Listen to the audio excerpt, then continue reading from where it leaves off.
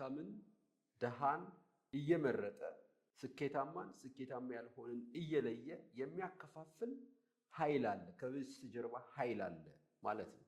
እንደዚህ ብለን ካሰብን መጣር፣ መልፋት፣ መሞከር አያስፈልግም ማለት ነው። ምክንያቱም የሚሰጠንን እድል ቁጭ ብሎ መጠበቅ አለብን ማለት ነው። ነገር ግን እድል አለ ካልን አንፌር የሆነ ዓለም ውስጥ ነው የምንኖረው የሚለውን እንድንቀበል መንደርደሪያ ይሆነናል። አንድ ለሁሉም የሚያከፋፍል ዕጣ የሚያከፋፍል ኃይል አምላክ ካለ፣ ስለዚህ ሰዎች በራሳቸው ህይወት ላይ ዕጣ ፈንታቸውን የመወሰን አቅም የላቸውም ማለት ነው። ሰዎች በራሳቸው ህይወት ላይ ስልጣን የላቸውም ማለት ነው።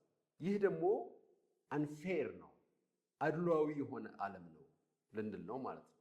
ነገር ግን የዚህ ዩኒቨርስ አሰራር የሚነግረን ነገር ምንድን ነው?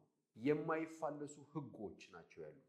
የማይፋለሱ ህጎች፣ ዘላለማዊ የሆኑ ህጎች፣ በወቅት በጊዜ የማይቀያየሩ፣ ይህ ዓለም ከተፈጠረ ጊዜ ጀምሮ ያሉ ህጎች ናቸው። አምላክ ራሱ ህግ ነው።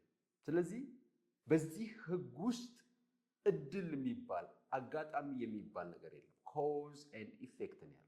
የኛ ህይወት የሚመሰረተው እነኚህን ህጎች ማወቅና አለማወቅ ጋር፣ ከነኚህ ህጎች ጋር መስማማትና አለመስማማት ነው የሚመነጨው እንጂ እድል አለ ካልን ህግ የማይሰራበት ስፔስ አለ ልንል፣ ነገሮች ዝም ብለው በአጋጣሚ የሚሆኑበት ስፔስ አለ ልንል። ነገር ግን አይደለም። እኛ እድል የምንለው ከኋላ ያለውን ከጀርባ ያለውን ምክንያት አለማወቃችን ነው። ልክ አንድ ነገር ሆኖ ስናየው፣ በእኛ አእምሮ ውስጥ ያላሰብነው ነገር ሆኖ ስናየው እድል ነው እንላለን። ነገር ግን ከኋላ ያለውን ቼን ኦፍ ኮዝ ኤንድ ኢፌክት ስለማናይ ይህንን ነገር በማየት እድል እንላለን። እድል ግን የለም። ያለው ህግ ብቻ ነው። ኢምፓርሻል አድሏዊ ያልሆነ ለሁሉም እኩል የሚያገለግል ህግ ነው ያለው።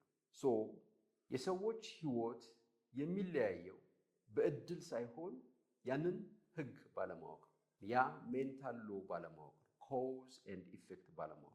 ስለዚህ በህይወታችን ላይ ያለው ልዩነት የሚገለጠው ውጫዊ በሆኑ ምክንያቶች አይደለም። ብዙ ጊዜ ለዚህ መልስ ለማግኘት ውጫዊ ምክንያቶችን ነው የምንፈልገው። ነው ውጫዊ ምክንያት አይደለም ያለው። ብዙ ጊዜ እኛ ያላደግነው ድሃ የሆነው ድሃ ሀገር ውስጥ ስለተፈጠረን ነው፣ ድሃ መንግስት ስላለን ነው፣ ወይም ዴሞክራሲያዊ ያልሆነ መንግስት ስላለን ነው እንላለን። ነገር ግን መንግስት የሰው ልጅ ፍጥረት ነው። መንግስት ከመምጣቱ በፊት ሰዎች ነበሩ። መንግስት ራሱ የሰው ልጆች የኢንተለጀንስ መገለጫ ነው። የሰው ልጆች የማሰብ አቅም መገለጫ ነው። ምክንያቱም ያለው መንግስት የሰው ልጆች በዛ ሀገር ውስጥ በዛ አካባቢ ላይ ያለው አስተሳሰብ መገለጫ ነው እንጂ መንግስት ማህበረሰብን አይወስንም። ሌላው እንደ ምክንያት የሚቀመጠው ላለማደጋችን በህይወታችን ላለው ልዩነት የሚገለጠው ባህል የአስተሳሰብ መገለጫ ከሆነ ትክክል ነው። ምክንያቱም በርታ፣ ጎበዝ፣ ትችላለህ የሚል ባህል አለ። አትችልም የሚል የሚያስር በዕጣ ፈንታ የሚያምን ፋታሊስቲክ የሆነ ባህል አለ። የኛ ህይወት በእኛ እጅ የሚወሰን ሳይሆን የሆነ አካል ስለፈለገ ብቻ የሆነ ኃይል ስለመረጠ ብቻ የሚያከፋፍልን ዕጣ ፈንታ ነው ብሎ የሚያምን ባህል አለ። ስለዚህ የሰው ልጆችን አእምሮ እንዳይጠቀሙ የሚያስር ባህል አለ።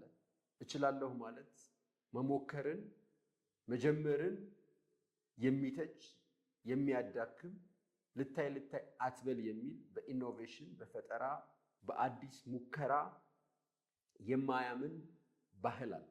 ይህ ባህል ባርነት ነው፣ አእምሮን የሚያስር ባርነት ነው። ስለዚህ ባህል የሰው ልጆች አስተሳሰብ መገለጫ ከሆነ፣ ባህል የሰው ልጆች እምነት መገለጫ ከሆነ፣ ላለማደጋችን መገለጫው ዋነኛው ምክንያት ምንድነው? ባህላችን ነው ማለት ነው። ያ ባህል ደግሞ በጊዜ ሂደት የተገነባ የሰው ልጆች የአስተሳሰብ እምነት መገለጫ ነው ማለት ነው። ለማደግ ህይወታችንን ለመቀየር የምንፈልገውን አዲስ ነገር ለማምጣት ከፈለግን አሁን መቀየር ያለብን ውጭውን አይደለም፣ በግል ውስጡን ነው፣ አስተሳሰባችንን ነው፣ እይታችንን ነው። ምክንያቱም ስንፈጠር ፒውር ፖቴንሻል ልክ አንድ በቆሎ ያለውን የመብቀል አቅም ያህል እኛም የማደግ የመበልጸግ የፈለግነውን የማግኘት ያህል አቅም አለ። ነገር ግን ያ በቆሎ የተዘራበት ሜዳ የተዘራበት አፈር ይወስነዋል። ጭንጫ የሆነ መሬት ላይ ከተዘራ ያ ፒውር ፖቴንሻል ይመክናል። የሰው ልጅ አእምሮ አትችልም፣ ደካማ ነህ፣ አትሞክር፣ እድልህን ጠብቅ የሚል መሞከርን ወንጀል የሚያደርግ አዲስ ነገር መፍጠርን የሚያሸማቅቅ ባህል ውስጥ ሲያድግ ጭንጫ በሆነ አፈር ውስጥ እንደሚያድገው በቆሎ ነው ማለት ነው።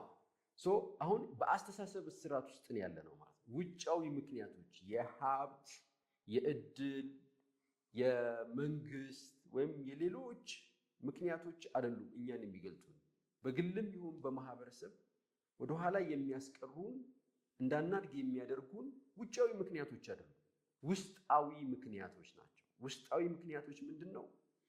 ለምናየው ዓለም እውቅና መስጠታችን ነው። ራሳችንን በተገነባው ባህል ውስጥ፣ በተገነባው ስርዓት ውስጥ፣ በተገነባው ዓለም ውስጥ ማየት መቻላችን ነው።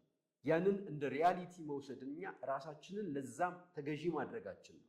ነገር ግን ኮስችን ማድረግ ይህን የምናየውን ዓለም የተባልነውን፣ የሰማነውን፣ የተማርነውን እንደገና መጠየቅ ብንጀምር አዲስ እይታ ማግኘት እንችላለን። ምክንያቱም ይህ ፒውር ፖቴንሻል፣ ይህ ንጹህ አእምሮ ከየት ነው የመጣው ካልን ይህ የፈጣሪ አእምሮ ነው። በእኛ ባህል ውስጥ እንደዚህ አይነት ቃላቶች ያልተለመዱ ናቸው።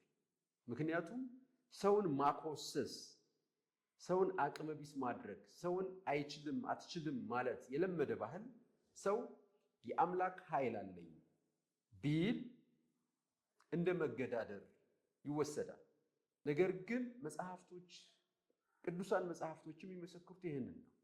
ይህንን ምድር የረገጡ ትላልቅ ምሁራን፣ ትላልቅ መንፈሳዊ አባቶችም የተናገሩት ይህንን ነው።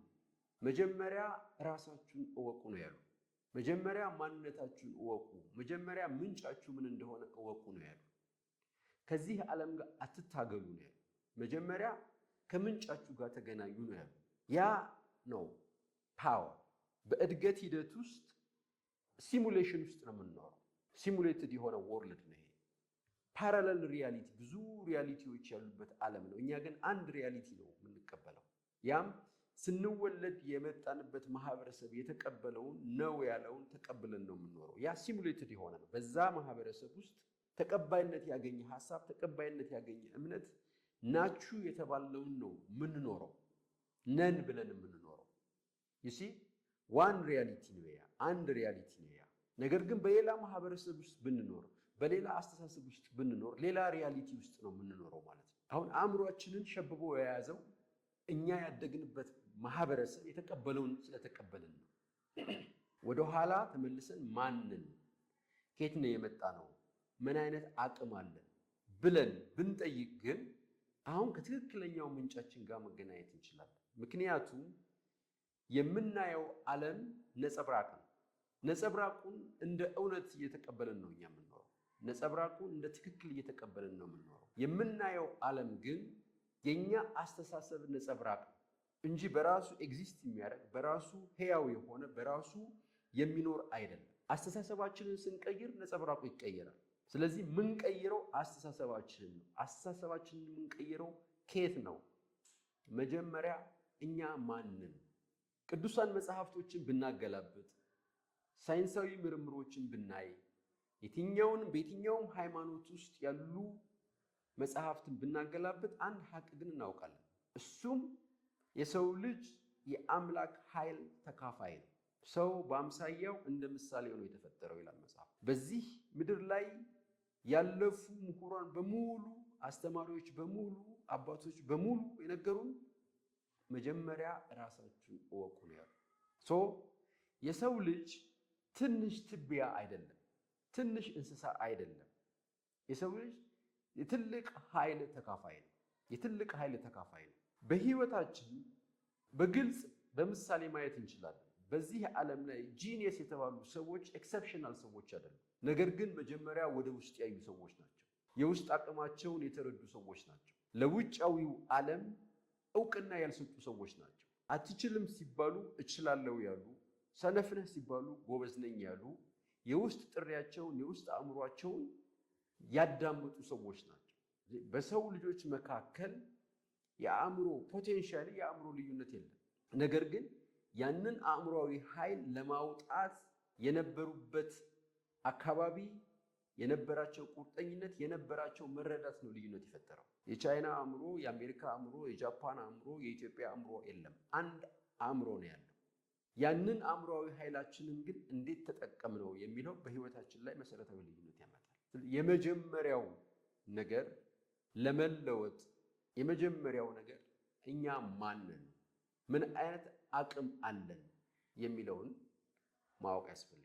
ራሳችን ከማወቃችን በፊት ስለ ውጪው ነው የምናውቀው። ስለ እንስሳቱ፣ ስለ አፈሩ፣ ስለ ፀሐዩ፣ ስለ ውሃው፣ ስለ ውጪው ዓለም ብዙ እናውቃለን። ነገር ግን ስለ ራሳችን አናውቅም። እንዴት ነው የተሰራነው? እንዴት ነው የምንሰራው? በብዙ በህይወታችን የሚያስፈልጉንን ነገሮች ዘመናዊ ትምህርት አያስተምረንም። ዘመናዊ ትምህርት የሚያዘጋጀን ለገበያ ነው፣ ወይ ለመንግስት አገልጋይነት፣ ወይ ደግሞ ለግል ሀብት አገልጋይነት ነው። በህይወታችን ግን መሰረታዊ የሆነውን ማንነታችንን እንድናቅ ግን አያደርገንም። ስለዚህ የመጀመሪያው ነገር ምንድነው? የሄድንበትን መንገድ እንደገና ማየት። እኛ ማን ነን? እኛ አካል አይደለም። እኛ አእምሮ ብቻ አይደለም። እኛ መንፈስ ነን፣ መንፈሳዊ ኃይል ነን። እኔ አይ አም የሚለው ድምፅ አካላዊ አይደለም፣ አእምሮዊ አይደለም፣ መንፈሳዊ ነው። አእምሮአችን ማሰቢያ ማሽናችን ነው። አካላችን መንቀሳቀሻ መሳሪያችን ነው። እኔነታችንን ስናቅ መንፈሳዊ ኃይላችን ጋር ኮኔክት እናደርጋለን። ብዙ ረብሻ፣ ብዙ ችግር፣ ብዙ መከራ ውስጥ የምንወድቀው ራሳችንን በስጋዊ ማንነታችን ስለምንረዳው ነው። ቦዲ ኮንሽስ ነን። ሎወር በሆነው ሰልፍ ነው የምንኖረው፣ ሎወር በሆነው ማንነታችን ውስጥ ነው የምንኖረው። ነገር ግን አይደለንም። በጣም ትልቅ የሆነ ኃይል ያለን መንፈሳዊ ፍጡራን ነን። አንዳንድ መምህራን ምን ይላሉ? ፈጣሪ በሰው ሲገለጥ ማለት ነው። ሰው ማለት ፈጣሪ በሰውኛ ሲገለጥ ማለት ነው። ፈጣሪ ውቅያኖስ ቢሆን የሰው ልጅ የውሃ ጠብታ ነው ማለት ነው። ልዩነቱ የዲግሪ ነው እንጂ የኢሴንስ አይደለም።